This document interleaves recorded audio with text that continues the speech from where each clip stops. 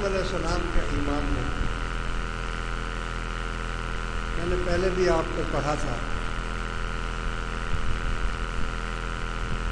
کہ مخلوق تین قسم کی ہوتی ہے، ایک عوام ہوتی ہے، ایک خواص ہوتے ہیں، اور ایک خاص الخاص ہوتے ہیں۔ عوام کے لیے تو حکم ہے کہ بھئی اللہ تعالیٰ فرماتا ہے مجھ سے دعا مانگو میں قبول کروں گا، اور خواص جو ہیں وہ بھی اللہ تعالیٰ سے دعائیں مانگتے ہیں کہ ہمارے درجات بلند کر دے، ہمارا ایمان سلامت کر دے، ہمیں یہ کر دے، ہمیں وہ کر دے۔ اور ایک خواص ہوتے ہیں جن کا ایمان ابراہیم علیہ السلام جیسا ہوتا ہے۔ جب آپ کو اس مینارے پر چڑھایا گیا تو پانی کا فرشتے اسماعیل آ گئے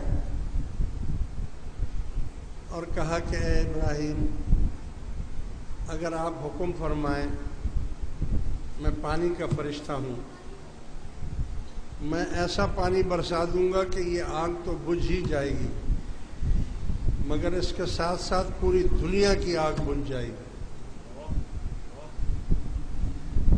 آپ نے فرمایا مجھے اس کی ضرورت نہیں۔ پھر جبرائیل علیہ السلام آئے اور آ کر کہا کہ اگر آپ حکم فرمائیں تو میں اس پوری دنیا کی آگ کو ٹھنڈی کر دوں۔ آپ نے فرمایا اس کی بھی ضرورت نہیں ہے۔ فرمایا کہ اچھا اگر آپ فرمائیں تو پھر میں اللہ تعالیٰ سے عرض کروں کہ وہ آپ کو بچا لے۔ فرمایا اس کی بھی ضرورت نہیں ہے۔ فرمایا تو ٹھیک ہے پھر آپ اللہ سے دعا کریں کہ وہ آپ کو چھڑا دے۔ فرمایا اس کی بھی ضرورت نہیں ہے۔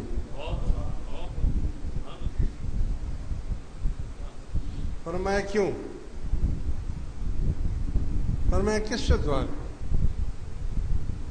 جو مجھے پھینک رہا ہے، نمرود کی کیا طاقت ہے مجھے آگ میں پھینکے؟ یہ سب تو وہ خود کر رہا ہے، اس کے حکم کے بغیر ایک پتہ نہیں ہل سکتا۔ اگر اس کی رضا اسی میں ہے کہ میں جل جاؤں